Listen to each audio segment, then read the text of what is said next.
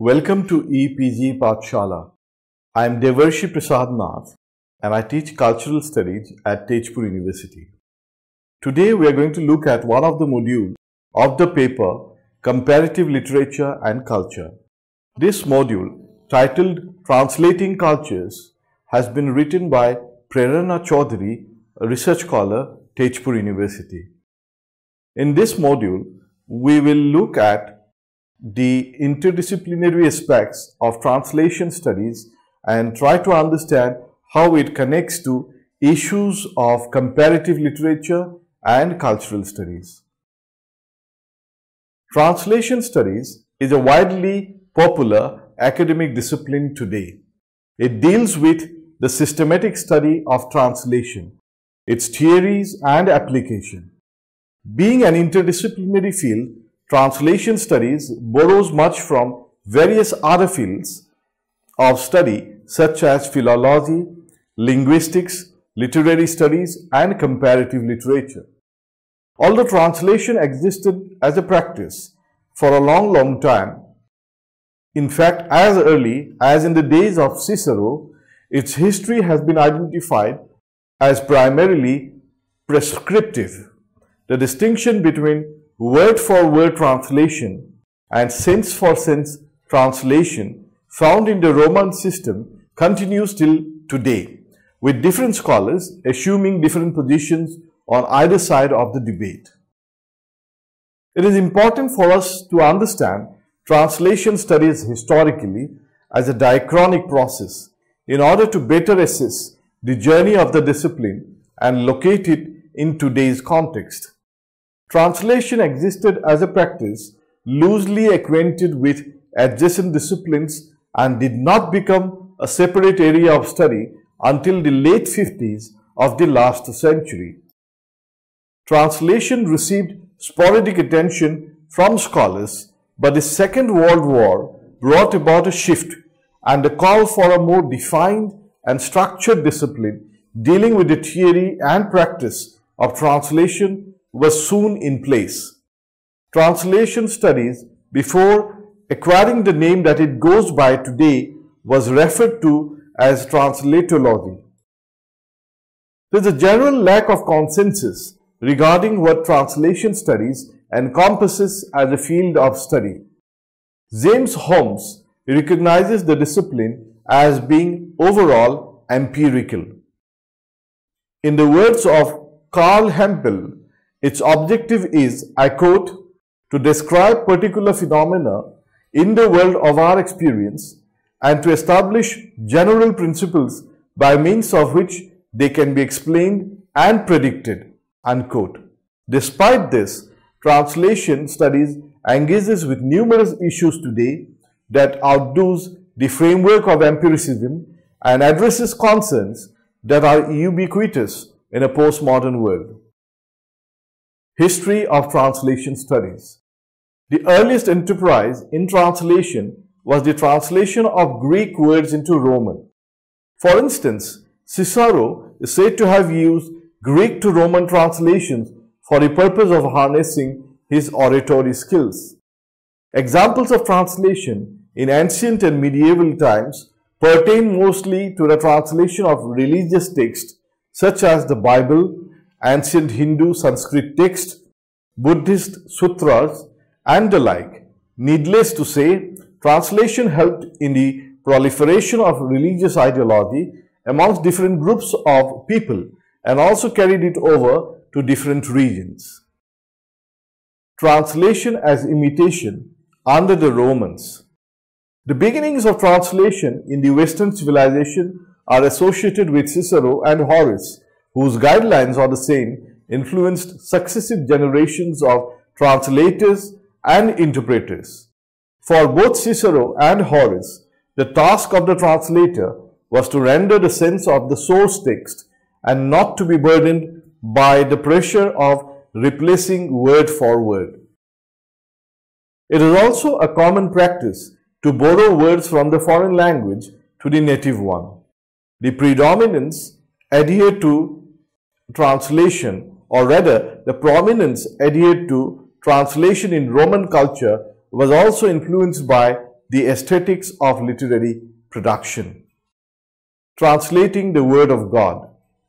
Translating the Bible was an important task with the spread of Christianity, and it required various tones with the changing climate of the religion itself. To render religious texts such as the Bible into different languages demanded that the translator was well aware of the tenets of the religion and was able to interpret its dictates. The choice between a word-for-word translation and sense-for-sense translation became complex and political. At the same time, it became a precarious undertaking as Christianity was firmly based on the text, and the manner in which it was interpreted governed an entire institution. The split between Catholicism and Protestantism was caused by inconsistencies between translated meanings. The advent of science. Like religion, the institution of science relied upon translation for the circulation of knowledge. Prior to the awakening of modern science in 16th century Europe, the Islamic civilization of the medieval age contributed a great deal to the storehouse of scientific knowledge. This period of scientific and cultural flourishing, along with an overall reign of prosperity, began with the Caliph Harun Al-Rashid in the 8th century. It was under his caliphate that the House of Wisdom was inaugurated at Baghdad, a place where scholars from all over the world could gather and engage in scholarly activity. Translations were a primary activity, and classical texts from all over the world were sought to be translated into Arabic. Islamic scholars read and translated the entire Greek works of Galen and Hippocrates into Arabic, for instance. It was in the 17th century that modern science became a dominant force in Western society. The growth of science influenced translation of new works. The formal aspect of art was more prominent now. In translation of prose, it was deemed important that the translator retain the formal quality of the original, as well as its spirit. Translators had to intelligently locate it in the contemporary times by staying true to the essence and form of the text. This particularly applied to the translation of poetry, in which literal translation was absolutely discouraged. John Dryden and Alexander Pope, two of the foremost literary figures of the age, advocated a sense-for-sense translation to balance the extremes of complete abandonment of the original text and a literal word-to-word translation. But few others, like Alexander Fraser Tytler, found Dryden's observations rather loose and insufficient. Overlooking it all, the essential requirement in the translator was not just the intellectual capability to relay either prose or poesy from the original without losing its form and spirit, but his moral duty was towards his readers. He acquired a liminal position of an intermediary, enabling people to access resources of earlier times. He had a considerable amount of agency to imitate the source text without being disloyal to it. In short, the translator's goal was to capture the soul of the text. Imagination versus mechanical form. With the onset of Romanticism by the late 18th century, literary aesthetics entered a new phase of sublime thought and imagination. Artists, poets, and writers emerged as the new creative gods of society. The spirit of imagination was superior to that of fancy, as the former also referred to the ability of the artist to empathize with the plight of the masses of society. Imagination was at once sublime and social, and therein laid the curious figure of the romantic aesthetic. The era of Romanticism sought to revisit the past and harken back tradition in a society that was fast progressing towards complete industrialization. Memories of a pastoral past offered as the repository of bucolic bliss and nostalgia became a prized motif in Romantic literature. The value given to tradition, as well as to the lost natural state of man, created a need to connect with literature of earlier times in a bid to create a kindred feeling of connection. Needless to say, the translator played an important role in bridging the gap with the past. Translation was seen as an art in itself and not merely a mechanical activity. The translator was seen as a creative figure no less than the writer or poet of the original language. The translator was as much a subject of imagination as was the artist. The conviction that this practice transcended the technical skills of translation alone was rooted in the Romantic belief in a common creative force that bound text and literature together irrespective of language and time. The Romantic emphasis on creativity as surpassing the formal requirements of translation created a certain ambiguity in the role of the translator. The debate between whether translation needs to be portraying the authenticity of the original text or give a new lease of life to the translated text with inspiration from the original ensued. Since the emphasis had been more on conveying the poetic sense of the source text to the target, the problem of untranslatability arose. Also, the individualism that defines the Romantic era and which shaped Romantic aesthetics helped the translator to gain a high symbolic status in society. It influenced a kind of elitism to develop in the realm of translation. By the 19th century, translation slowly shifted in terms and goals, now committed to reproducing the aura of antique space and time through mock archaic words. The bourgeois trend of archaizing moved farther ahead from the Romantic settlement of uniting with the past. I'd like to repeat this. The bourgeois trend of archaizing moved farther ahead from the Romantic sentiment of uniting with the past. The use of archaic words made the translated text obscure and even difficult to read, hence catering to the taste of the minority section of intellectuals. The democratic spirit of translation was therefore replaced with the new elite figure of the translator who leapt from the position of the creative genius to that of a scholar. He was a commentator, not a demi-artist, and his task was to be loyal to the original text and infuse its originality in the translated text. Translation, modernism, colonization, creating the colonial subject. By the 20th century, Europe had emerged as a colonial power and created colonial subjects in the process. Colonial cartography and its division of the world into the West and the East perpetuated binaries that were hierarchical. The colonized entity was the inferior other, and its space had to be reclaimed through the politics of subordination and subjectification. The Orient as a special and representative category was muted by the overhauling political supremacy of the West. Rendered voiceless, the cultures of the colonized territories were to be reincarnated through the colonial project of translation that was headed by eminent scholars like William Jones and Charles Wilkins. The territory of translation undoubtedly approached new grounds, marking new heights in both temporal and spatial transgressions. At the same time, the discovery of these new cultures that were alien to European consciousness was at once exhilarating and despicable.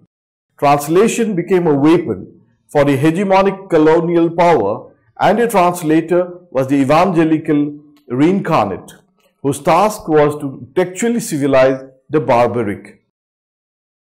The colonial discourse actively created a modernist aesthetics that relied on the religio-cultural missionary zeal of giving and donating, giving culture, giving a voice, giving laws, and giving an overarching socio-political establishment that provided for the lack in native lands. Translation does not stay confined within the boundaries of the text, but participates as a political tool of representation that enables the imperial state to continue with its agenda in this new age. The discovery and eventual conquest of new lands, followed by the white man's burden to civilize them, echoes a phalangocentric schema that utilizes translation as a means to capture native text and purify them. The imposition of a meaning system, along with directing the colonizer's gaze as the appropriate filter for clearing out native debris, act as the extension of the modernist ideals of reason and rationality, which must replace the Orient's unthinking, savage outburst of passion. Translation thus emerges as a site of constructing stereotypes and conceptions that make truth claims and wins against the subjective truths of the oppressed and the dominated. The translation of cultures or cultural text became an activity of power politics. This imposition of the English language upon the colonial subjects of India, for instance, silenced the voices of everyday reality and robbed them of their authority. The homogenizing influence of the same sustains the discourse of power. The post-colonial. The fall of the colonial powers heralded the post-colonial identity formation that moved beyond singularities.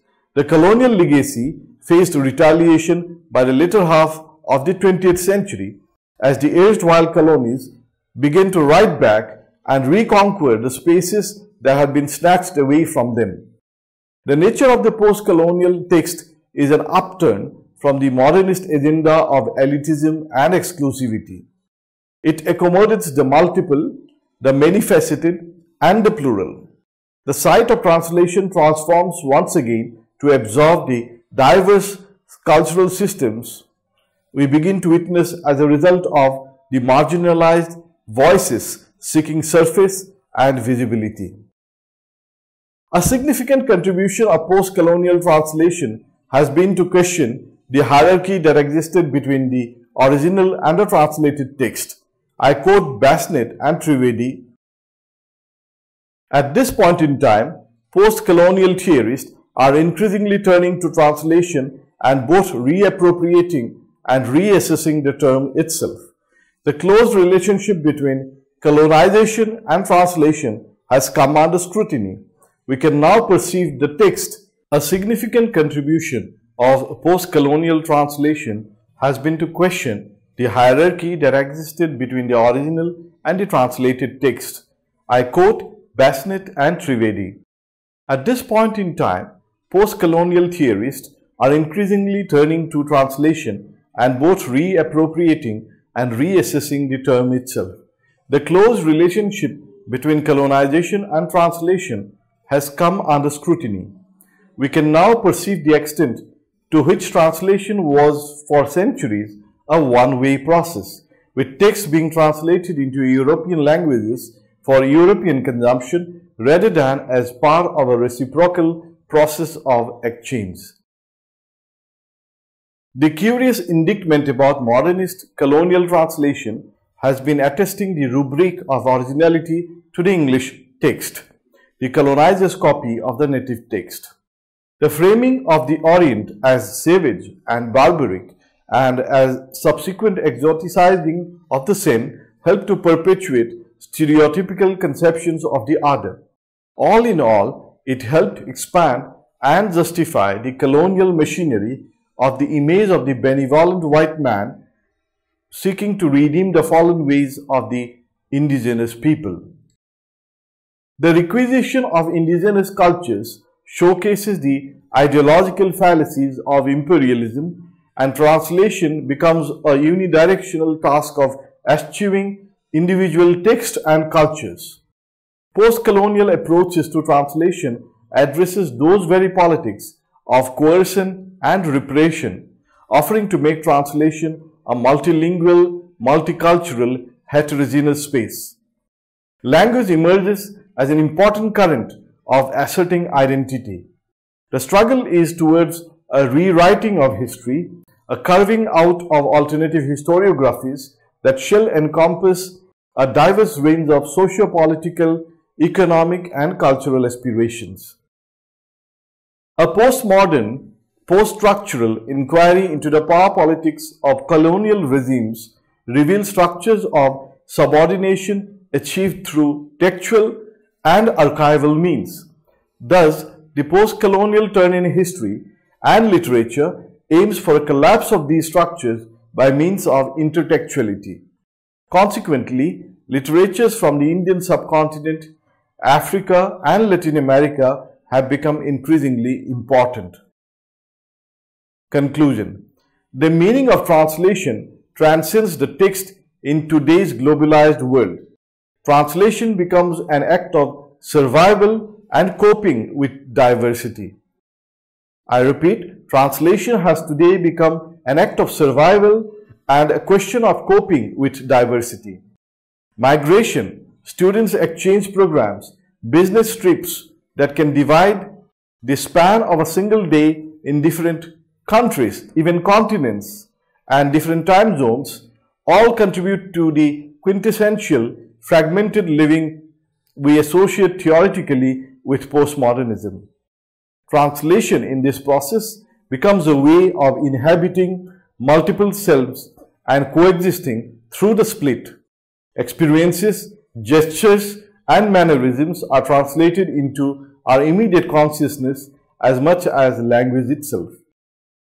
In the words of Gayatri Chakravarti Spivak, I quote, "Language is not everything. It is only a vital clue to where the self loses its boundaries. The ways in which rhetoric or figuration disrupt logic themselves point at the possibility of random contingency. Beside language, around language, such a dissemination cannot be under our control. Yet in translation, where meaning hops into the empty, spacey emptiness between two unnamed historical languages, we get perilously close to it." I repeat this last line, "Yet in translation, where meaning hops into the spacey emptiness between two named historical languages, we get perilously close to it." Unquote. By the 80s of the last century, translation studies had established itself as an independent discipline separate from the autonomy of linguistics and literary studies. Earlier known as translatology, the discipline was given its name in 1978 by André Lefebvre. The emergence was significant for the discipline to finally able to be address its goals and objectives. The 90s of the last century saw the discipline merge ideologically with cultural studies, which helped to broaden its scope and perspectives. The assimilation of culture as an important socio-economic and political pointer enabled translation studies to become more interdisciplinary. It comprises of many sub-disciplines today and traverses a range of disciplines like sociology, anthropology, and historiography, apart from its naturally allied subjects. At the same time, the cultural turn in translation studies has been skeptically received by some scholars like Lefebvre, who fear that it shall deviate the discipline from attending to the practical needs of translation. The discourses prevailing in this issue and the practices of translation have, however, failed to give considerable focus to the translator. Lawrence Venuti referred to the translator as invisible, since the demand of fluency in assessing the foreign language must conceal inconsistencies of any sort and render meaning smoothly. I quote Venuti, "A translated text, whether prose or poetry, fiction or non-fiction, is judged acceptable by most publishers, reviewers, and readers when it reads fluently, when the absence of any linguistic or stylistic peculiarities makes it seem transparent, giving the appearance that it reflects the foreign writer's personality or intention or the essential meaning of the foreign text. The appearance, in other words, that a translation is not in fact a translation but the original." Unquote. Instances such as this reiterate the recurrent question about the role and position of the translator vis-à-vis the original writer.